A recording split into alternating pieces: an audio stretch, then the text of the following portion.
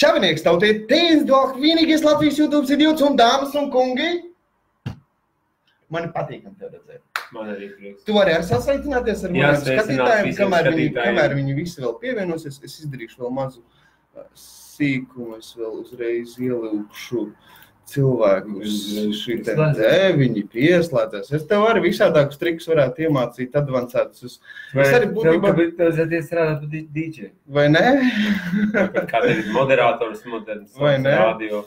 Nu, zini kā, dzīve man atradīs pareizo vietu. Es ievērojos, ka... Man sauzīgnis strādā Valmierā, viņš strādā Skonto radio. Es šodien braucamēju uz Valmieru, paklausīšos, visu laiku raustās skaņu, neko nevar novērkt. Un torņu pāri. Jā. Tā, tad redz, nu, cilvēki ir priecīgi tev redzēt. Okay. Tas nozīmē, ka viņi tur... Jā. Tas ir tā. Un tad reku. Sāksim lēnām ar visiem. Zini, kā izdara tā? Pasaka, sākumā varbūt iepazīstini ar sevi tiem, varbūt, kas tevi nezinu, skatīsies un tā, jā. Tu domā, kāds pašlaik skatās mūsu vispār, jā? Tagad jau mums skatās 33 cilvēki. 33 cilvēki. Sveiciens visiem 33 cilvēkiem. Man sauc Edgars Kramiņš. Es atrodos Valmierā, esmu līdzās Jānim, kur jūs droši vien pazīstat, jo esat viņa fani, ja tā var teikt. Es arī esmu šādi piefiksējis, ka Jānim ir šādas tiešraides, teikšu godīgi kādreiz pastos, nevienmēr iznāk laika. Domāju, ka Jānim ir savs draugu loks, un man patīk tas, ka Jānis dara tās lietas tieši, un tā kā viņš to saprot.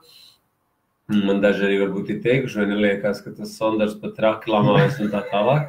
Situācija vienkārši tāda, ka ar ko tev ir darīšana. Ja, un tātad droši vien, ka cilvēks, kurš būtu orientēts uz kaut kādu pseido-inteliģenci Latvijas, censos tik smalki runāt. Bet tam asajam vārdam vai tiešām kādreiz ir tāds, es saprotu, tāds provokatorisks raksturs. Un vispār cilvēks jāizsit, jo šodien cilvēks tā notrunās no informācijas, no vispārējā, viņš vienkārši nedzird laiž pa galvu. Un tāpēc kāds kaut ko pasaka kaut kādu vārdu, un izsit viņu līdz. Es ar citu raudzēkņiem arī daru. Es nevis, teiksim, varbūt lamājos, bet es viņam sagriežu kaut kā tā. Pasaka kaut ko, ka es no viņa neko daudz neceru, jo viņš ir zudusās paudzes spilgtākais pārstāvs, un tad viņš sāk domāt. Zini kā, es esmu dzirdējis, ir tāds teiciens, kad, lai tu gribētu kaut ko mainīt, tev sākumā jābūt dusmīgam. Un tad es cenšos cilvēkus sadusmot. Pareizi, tas, kas mūsu latviešiem trūkst, tas ir griba.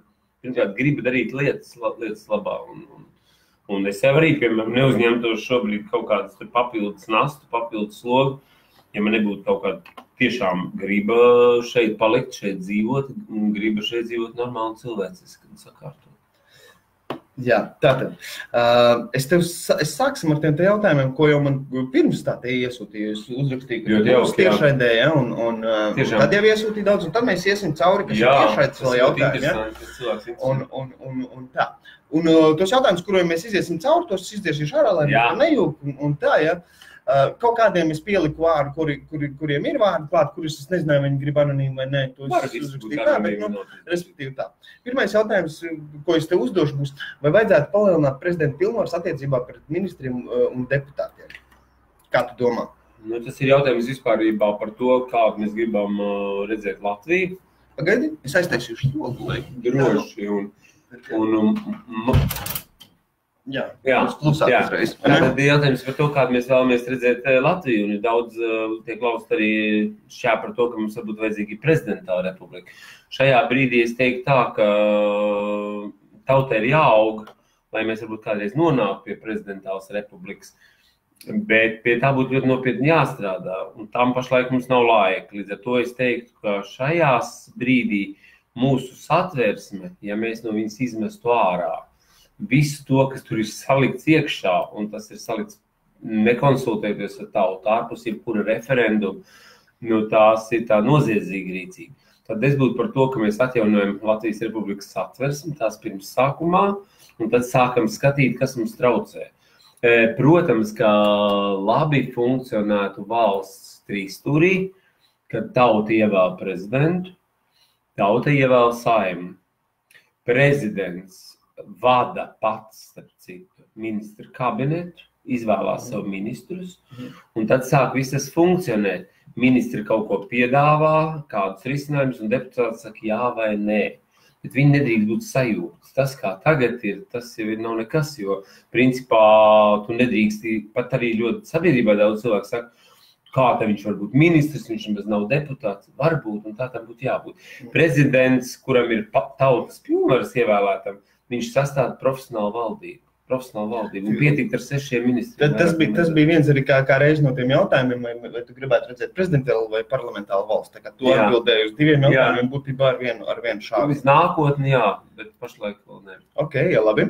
Kādus politiskos un tiesiskos instrumentus tu redzi kā prezidenta kompetencija, lai cīnītos pret totālo korupciju valstī? Vai prezidentam ir ļoti daudz pilnvaru, sakām, mēs te runājam par to gribu, vai cilvēks vispār grib kaut ko darīt, jā.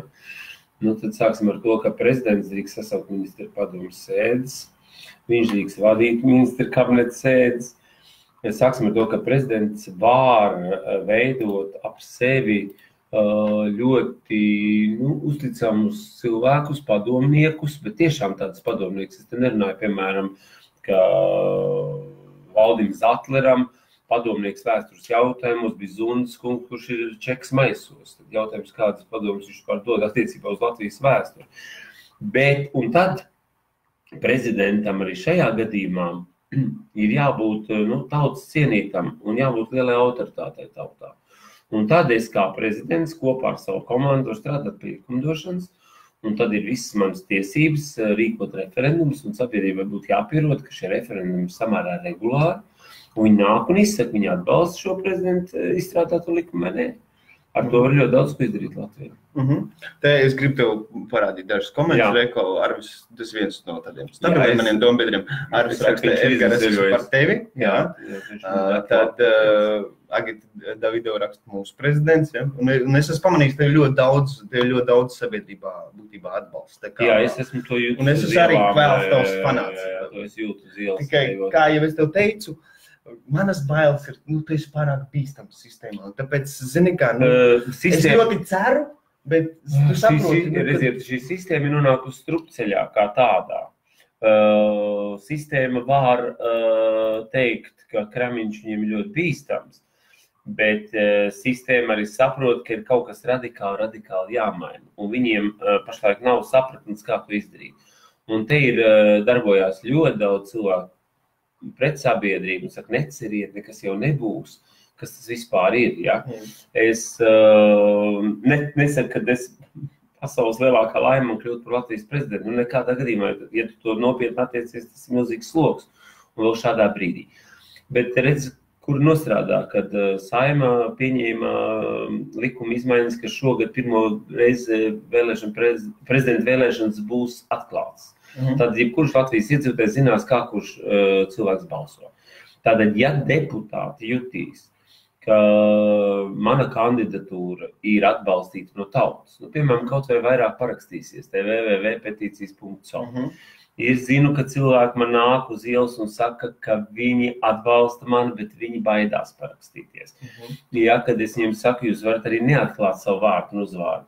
Cilvēki nav tik dūmiņas, bet mans e-pasts tur piefiksējās, un ja kādam vajadzēs, uzzinās. Tā kā var faktiski tie cilvēki, kas ir iesaistīti kaut kādās valsts struktūrās, kapitāli baidās pazaudēt šodien darbu, un varbūt arī no vienas puses var viņus apsveikt, viņi baidās pazaudēt darbu, viņi grib palikt Latvijā, bet no otras puses, es nekad dzīvē vispār neesmu baidies. Es nekad neesmu domājis par to, kā būs, ja tagad man tur atlaidīs, vai kā būs, ja tas darbs man nebūs. Nekad, jo es zinu, ka viņi darbs būs vienkārši vienmēr Latvijā ko darīt. Un, protams, ka man tai pašā reizē man ir jāsaprot, ka ne visiem cilvēkiem varbūt tā ir paveicies, ka viņš ir varējis iet to taisno ceļu un vēl pastāvēt un izdzīvot un nenobirt badā un izskolot bērnus. Bet tad tieši tā jau arī tā atbildība. Ja Dievs tev kaut ko devis, kaut vai spējas, talantu, tad tev jāatstrādā 2 reizes vairāk. Tas nav tik viegls ceļš ejams. Bet katrā ziņā tie cilvēki, ja Saeimas deputāti redzēs, ka tauta ļoti ir par Edgaru Kramiņu, tad gudri deputāti pirmkārt sāks domāt par to, ka pēc 3,5 gadiem ir vēlēšanas. Un kas tad būs? Viņi var ļoti viegli aiziet pa skuju ceļu. Tā ir aizgājis Viņķela, tā ir aizgājis Brigmans. Deputāti to saprot. Viņus vairs pat neuztrauc, ka viņi var mainīt frakcijas. Tikko viņu ievēl no vienas partijas likums ļauj, ka viņš atkal maina, viņš kļūst neatkarīgs. Uz ko strādā Stepaņenko, uz ko strādā Gobzems? Uz savu atpazīstamību un uz to, lai tauta par viņiem nobalso pēc 3,5 gadiem. Tātad, ja viņi iet pret tautas gribu, tātad tauta to attiecīgi ziņos nākošais vēlēšanās. Tāpatām kā arī par Eiroparlamenta vēlēšanām, ka tagad saka, nevaram neiet uz Eiroparlamenta vēlēšanām, tas ir noziegums. Kas tad uztrauc šos cilvēkus, kas runā? Viņus uztrauc tieši šis procents vai kritīsies. Un procents noteikti kritīsies Eiroparlamentā salīdzinoši ar Saeimu. Un viņš turpinās kristies, un tā ir tā krīze, ka tie cilvēki, kas ir pie varas un kas, es pat teikšu, viņi nemāk ieklausīties sabiedrībā. Viņi vairs nemāk, viņiem vajag tā kā starpnieku. Tu nedzirdēsi, ka sabiedrība daudz saka, man vajag psihologu, man vajag ekstrasensu, man vajag psihoanalītiķi, vēl kam vienam tur kas tur nāc sakārtot, viņi neko viņam nevajag. Viņam pašam cilvēkam jāvar tikt ar sev galā. Nu, ja viņš netiek, viņš gaida psihologu. Un šobrīd es domāju, ka Saeima un sistēma, es domāju, ka viņiem būtu ļoti, ļoti izdevīgi, ja būtu prezidents, kurš varētu sabalansēt šo dialogu, kurš ir tagad nonācis strupceļā, jo pašlaik es domāju, ka dialogs starp sabiedrību un pie varas esošiem ir strupceļā. Un arī tāpēc, kā prezidentam pirmie darbi vispār nav saistām ar Saeimu, pirmie darbi nav saistām varbūt ar tādiem ļoti konkrētiem kaut kādiem likumiem, ka tagad tur mēs par tik procentiem pacelsim vairāk, tas nav prezidenta uzdevums. Tur, lai strādā valdība, prezidents var dot savu vērtējumu par to. Prezidents var aicināt ministru prezidentu, prezidents var aicināt jebkuru ministru, prezidents var arī ziņot sabiedrībai, ka šīs ministrs regulāri nepild lietas. Un, protams, ka prezidents arī var izteikt neusticību. Ne tikai atlaist Saeimu, lai ievēlētos paši, bet viņš var uzteikt neusticību valdībai, kura tā tad nespēja tik galā ar uzdevumu. Un te mēs nonākam pie otra momenta, ka mēs runājam par deputātiem, kuri atbalstot, piemēram, Kramiņa kandidatūru, skatītos tālredzīgi uz priekšu. Tauta redzēs, ka es atbalstu to, ko tauta vēlās, un man aug bonus. Bet tieši tāpat var skatīties arī frakcijas un partijas. Viņi varētu paskatīties no šāda aspekta, kas ļautu viņiem pilnvērtīgāk strādāt, lai sabiedrība pēc tam teikt, šitie sākuši strādāt labi. Tad tā kā vajag ļoti tāpēc vajag to prezidentu varbūt daudz nesaprot pilnīgi neitrāli šai situācijai. Divas lietas. Viena ir, tu teici par tām bailēm, un es gribēju piebilst. Es pieņemsim redzu to tā. Man bailes kā motivators. Ja es no kaut kā baidos, es zinu, ka man jāpārkārtē manai komforta zonai, un man tas jādara. Man ir bailes kā dzinulis. Tas ir viens. Bet otrs, ko es tev gribēju pateikt, ko tu ļoti pareizi pateici, un pieņemsim, tu zini par to situāciju, kad poļi parādīja mūsu knabām, ka Rīgas satiksmē schēmu. Manā uztverē bija jābūt kam? Ka mūsu prezidents pasauc vai atbildīgos ministrus, atbildīgos politiķus pie sevis, un pateikt, tā, draugmīļa, kāpēc poļi? Tas mums ir kontrēks, kāpēc mūsu korupcijas apkarošanas birojas nestrādā? Vai kaut ko darat, Tas tāpēc, ka mūsu prezidents vispārībā, pašlaik uz šādiem darbiem nav spējīgs. Man pat ir grūti teikt, vai viņš vispār nebija spējīgs, vai viņam ir veselības problēmas, kas viņam traucē. Bet kaut kā prezidenti, kuri mums līdz šim ir bijuši ielikt, tāpēc ir krīze, ka politiķi faktiski nesaprata to atbildību, kāda ir viņiem liekot kādu prezidentu. Pasties, kas mums notiek ar prezidentu. Kā es saku, vienu izvēlamies Zoodiskā dārzā. Vairvīķi Freiberga atbrauc no ārzemēm ieved, mēs atceramies Čekijas bojārs viņu Saeimas zālē, viņa vispār nebija pilsone. Mēs apstīsimies apakaļ pēc dokumentiem, viņas pilsonības tiesīja naktī, kad viņa jau bija ievēlēta. Nopietni? Caur franču vēstniecību. Tā kā mēs esam pārkāpuši daudz dažādas lietas šajā sabiedrībā. Tās, protams, ir morālas lietas. Bet līdz ar to šiem prezidentiem nekad nav bijis uzdevums, ka viņiem būtu kaut kas jādara tādā veidā, kā mēs izpratām. Viņi reprezentē valsti. Es šuju tērpus, es ģērbju savu sievu, es braukāju, mani pavada. Nu, viņi tikai sēja. Jā, viņš vispār nesaprot, ka viņam jāiet darbā mazliet. Jāstrādā. Tālāk. Jautājums, vai vajadzētu mainīt vai ienest kāds grozījums Saeimas kārtības rullī? Saeimas kārtības rullī noteikti ir vajadzīgs daudz grozījumu, bet tas tomēr atkal būtu jautājums vairāk uz pašu Saimu. Prezidents varētu rosināt, bet man jāpadomā, es neesmu tik naudu šo jautājumu pēdījis, vai tas būtu likuma jautājums? Ja? Es teiktu tā, ka drīzāk ir jāiet apakaļ. Kur mēs esam nošauši greizi. Jāatgriežas satversmi. Tad mums jāstāsta, kur ir vēlēšana likums izkropļots. Un tad mēs varam runāt arī pie Saeimas kārtības rulli. Ja mums ir šī satversme, kurai atbilst šis vēlēšana likums, tad mēs nonākam pie tā, kas ir Saeimas kārtība rulli. Viņš arī noteikti ļoti izmainīts. Un noteikti, ka tās nepilnības, varbūt, kas tagad ir ieviests, viņas ir vienkārši atrisināmas paņemot atpakaļ tos grozījumus, kas tur ir izdarīti. Bet tur ir, protams, jāpapēta. Un Saeimas kārtības rullis pašlaik nav bijis jautājumu prioritārā lokā. Šitas te ir labs jautājums. Nu, man viņš ļoti iepatikā. Kurš prezidents un kurā valstī ir tāds, kuram jūs gribētu līdzināties? Vaidinījās. Tas tiešām ļoti labs jautājums. Pirmkārt, būtu jāpazīst daudz prezidentu. Nē, nu varbūt es neteikšu, kas man ir simpātisks. Man ir ļoti simpātisks Ungārijas prezidents. Viņam ļoti skaidra nacionāla nenaidu kurināšu nostāja. Ja? Tomēr tas ir cilvēks, kur jūt, ka viņš ir saimnieks, kurš saka, mana republika ir mans mājas, pirms ienāca draudziņi noslauka kājas. Jā, nu kas te notiek gal galā? Ja mēs runājam par prāta spēju ziņā, nevaram noliegt, un arī pat Vairvīta Freiberga atzina to, ka Puķins ir nepārspēts. Un es uzskatu, ka Vladimirs Puķins prāta ziņā ir prezidents numur 1, kam es tiešām varētu līdzināties kādā ziņā. Un es arī nebaidos dažas lietas, ko es ļoti viņu atbalstu. Piemēram, preses konferences. Mana darba diena sāktos, es nezinu, vai tas būtu pirmdienā vai otrdienā, bet tā noteikti preses konferences. Tu atskaities tautē? Protams. Nevis es skraidu kā kino zvaigzne. Es negribētu teikt porno zvaigzni, bet jā, uz vienu studiju, uz otru studiju, uz trešo studiju, man visur ved, man visur grimē, man visur pucē, pa kuru laiku, lai strādāju, mīļie, liekiet man mieru. Un kāpēc, lai, piemēram, kanāls Delfi būtu labāks par TVNet vai vēl kāds, un visiem nav laika.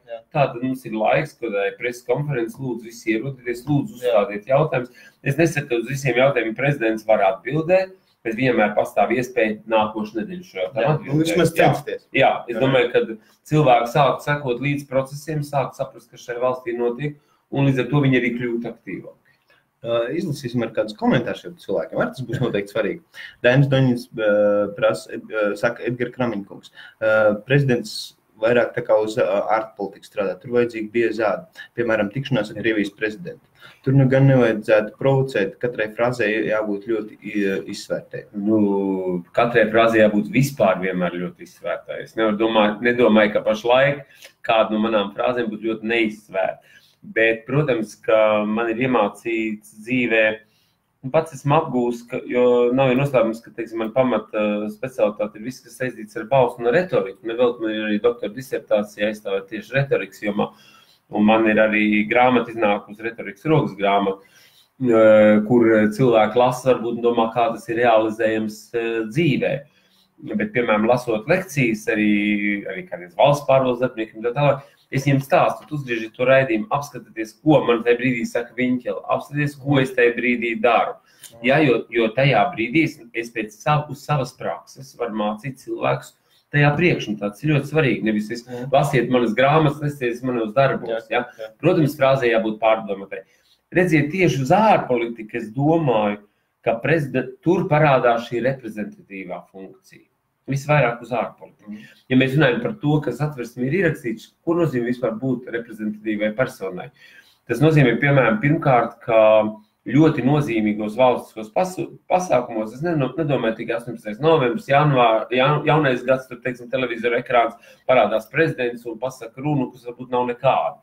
Pirmkārt, runai ir jāatbilst tās dienas situācijai, runai jābūt iedvesmošai, runai jābūt emocionāli. Bet, piemēram, viss šīs, kas mums ir labākie sportistu balvas, ja, 3 zvaigžņu ordenis, kas būtu tā kā jāierobežo, pamatīgi, jo šis ordenis var ir piesmiets. Viņš vispār ir piesmiets. Es par viņu ļoti daudz domāju, ka faktiski situācijā mēs esam nonākuši neapskaužamā situācijā, ka mēs gadiem esam piešķīruši savas valsts 3 zvaigžņu ordeni, citas valsts izlūkdienas darbiniekiem. Vai ne? Jā. Tad jautājums, vai tad šo ordeni ir jālikvidē, vai tiem cilvēkiem tas ordenis ir jāatņem. Tā ir ļoti sarežģīta situācija. Bet, piemēram, arī šī ordena pasniegšana, man patiktos, ja 18. novembrī mēs pasniegtu šo ordeni 4 cilvēkiem, 5, ne vairāk. Tad tam būtu vērtība, un to var izsvērt. Un prezidents nav tik dumšs, lai to nevarētu izdarīt. Tās ir tās reprezentatīvās funkcijas, bet vienmēr arī atklāja jaunu skolu vai stadionu vai kaut kādas sporta spēles. Prezidentam tur būtu jābūt klāt valstī. Protams, kad mēs braucam uz ārpasauli, tad arī tas loks jāskatās. Protams, ka pirmais ir tie cilvēki, kas atrodas man blakus. Tā ir Igaunija, tā ir Lietuva, tā ir Baltkrievija, tā ir Krievija, ar ko mums ir robežas, tas ir normāli. Un tālāk mēs ejam plašumā. Ja mēs runājam tādā pasaules kontekstā, tas gribētu teikt, ka nevajag būt pārāk iedomīgiem. Nav Latvija pasaules lapa, nav. Un tas prezidents mierīgi var neterēt naudu un daudz, kur nedoties. Ir lietas, kur izlem lielās valsts, un tā tas ir. Bet tas nenozīmē, ka mēs nedod signālu, ja kāda no šīm lielām valstīm ar mums nerēķinās. Bet tur pa vidu maisīties, un kā mums ir bijuši gadījumi, ka prezidents aizbrauc pats nezinu kur, izrādās nemaz tur nav gaidīts, un brauc atkal atpakaļ. Tas, man liekas, vienkārši jau tā pajoliski. Te ir tāds jautājums. Kurus jūs uzskatāt par gudriem deputātiem? Kurus es uzskatu par gudriem deputātiem? Jā. Es atbildēšu varbūt savu humoru uz šo jautājumu. Es par gudriem uzskatu tos, kuri izvirzīsies ir Kramīgi par valsts prezidentu. Vai ne? Ļoti īsi un kodolīgi. Kā jūs vērtējat šī brīža politisko un tiesisko situāciju valstī? Vai tā ir stabila? Vispār situācija valstī nav stabila. Ja? Tad cilvēks vairs uzdevis jautājumu, tur būtu jāskaidro, ko viņš uztver zem šī jēdziena. Tāpēc, kā man cilvēki, piemēram, Facebookā raksta, es jau 10 gadus pazīstu Edgaru Kramiņu. Bet cilvēkam būtu jāraksta. Es jau 10 gadus sekoju viņam vai zinu par viņa eksistenci. Cilvēks to raksta, es viņu nepazīstu labi. Vispār ļoti labi pazīt. Tie termini tiek tā sagrozīt. Varētu teikt, es zinu par viņu. Jā, man pats tu zini, kas ir Jānis Sondrs. Es zinu, ka tāds ir. Bet viņu labi pazīst? Nē, es viņu pazīstu. Tagad es tev iepazīstu mazliet labāk. Mēs esam. Bet arī tad es neaizbraucu šodien uz Rīgu vakarā un neteikšu, es zinu Jānis Sondru ļoti labi. Kaut mēs būtu, piemēram, ar tevi sēdējuši pie ugunskura. Tas arī vēl nenozīmē. Tur vajag gadus. Es uzskatu, ka pazīt cilvēki ir prognozēt jau viņa rīcību. Par situāciju atgriežoties jautājumu ekonomisko un valstisko. Faktiski es jau esmu kaut kur teicis, ka pašlaik tā situācija ir ļoti relacionāla. Ja ir atsevišķi Saeimas deputāti, kuri man izbrīd, piemēram, Dagnija Beitnera Lagalva, piemēram, viņa ir Saeimas spīkera vietniece, sēž vienmēr, viņa var labi redzēt, kad viņa preses klubā atļaujās pateikt, ka nav revolucionāra situācija, jo vertikālie lifti darbojās. Puse nesaprot, kas tie pa liftiem, tauta prasa, uz kuriem tie lifti kursē vai pa Saeimas māju vai kur.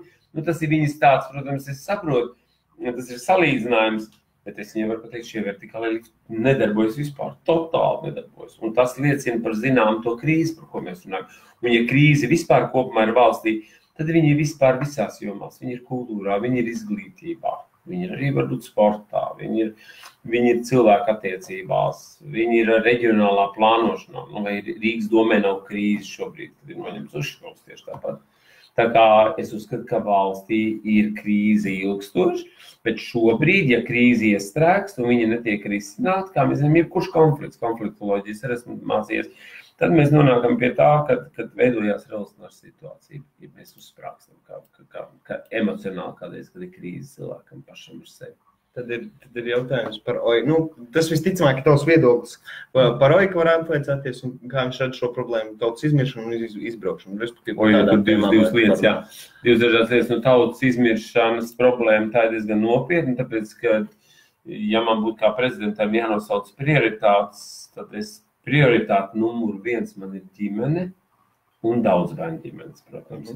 Tas ir prioritātes man kā prezidentam būtu numur 1, jo tas ir pirmkārt, lai mēs neizmirst. Tas ir tāpēc, lai mēs neizmirst. Tas ir ļoti svarīgi. Par aizbraukšanu prom es satraucos mazāk. Jo pirmkārt cilvēkam ir iespēja atgriezties. Es, protams, saprotu, ka visi neatgriezīsies. Bet līdz ko šeit tiks sakārtot valsts, tas arī būs... Kas man vienīgais, kas man ļoti, ļoti uztrauc, ka atgriežās vienmēr nelabākā sabiedrības daļa. Jā. Starp citu, es tev varu... Tur varētu mēs veselu referātu šo sākumu. Jā, Sāksim ar Sibīriju. Labākā paliks zem sniegiem. Tie, kas pielāgojās, tie, kas iemācījās izdzīvot tur, tie, kas, līkāka muguru, tie smuka atgriezās.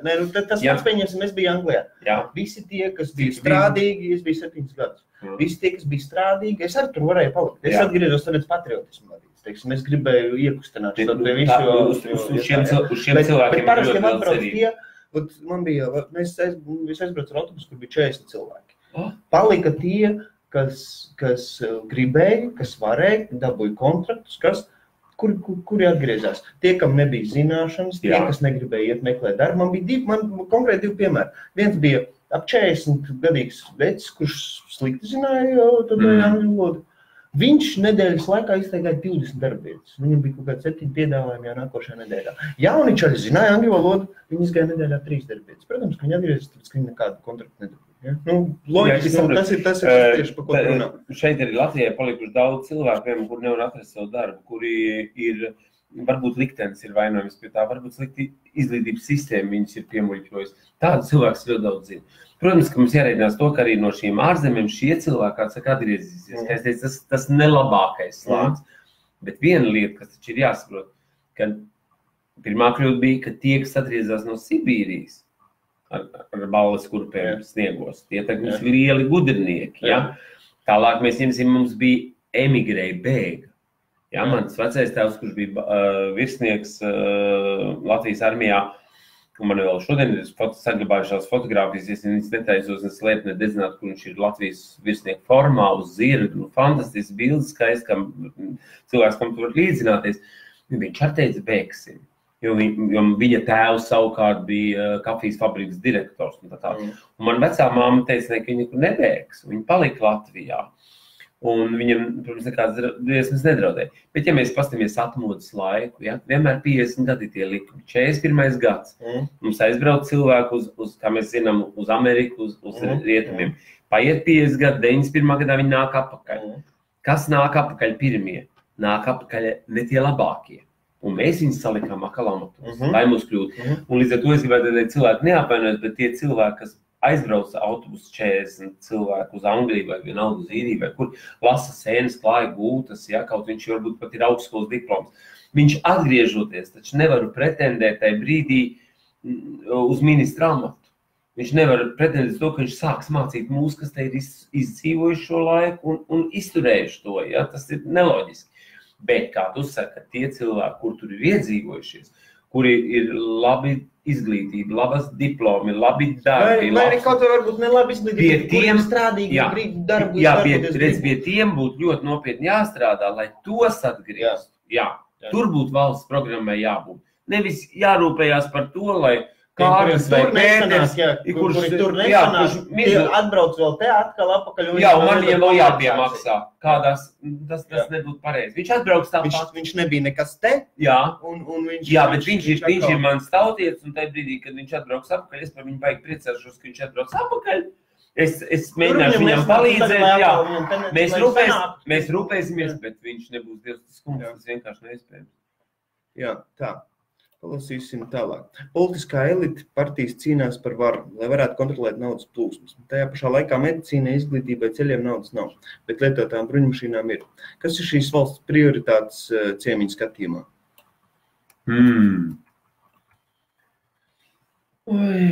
Te mēs varam parunāt, ka valsts esam mēs, tad, kas ir mūsu prioritātes, bet mēs varam skatīties arī par tas ļoti smagsas jautājums. Es domāju tā, ka cilvēki, kurus mēs esam paši ievēlējuši, patīk mums vai nepatīk, tie cilvēki, kas ir Saeimā tās 100 galvas, kā mēs viņus saucam, viņas ir mūsu it kā ievēlētas. Tātad tas, ka mēs esam ievēlējuši cilvēkus, kas varbūt nav zinoši, un es droši varu apgalvot, ka Saeimas galvenais uzdevums ir pieņemt likumus. Un tur ir cilvēki, kuri nokļūst Saeimā bez pieredzes, bez zināšanām, un arī nav attiecīgās jomas speciālisti. Kā viņš var pieņemt likumu? Bet viņš pierod, viņš godprātīgi iet, viņš mēģina lasīt dokumentus, viņš mēģina kaut ko saprast, viņš par to saņem nesliktu algu. Tālāk viņš sāk, viņam tā lieta iepatikties. Es saņemu normālu naudu, kur citur es jau to saņemšu, to naudiņu. Ja, tādu. Un līdz ar to viņš, protams, grib tur palikt. Bet viņš tieši nav vainīgs par to, kad aiziet naudas ne tur, kad tiek novirzīts ne tur, ka balss tiek izzakta. Tā nav tieši Saeimas deputāta vaina.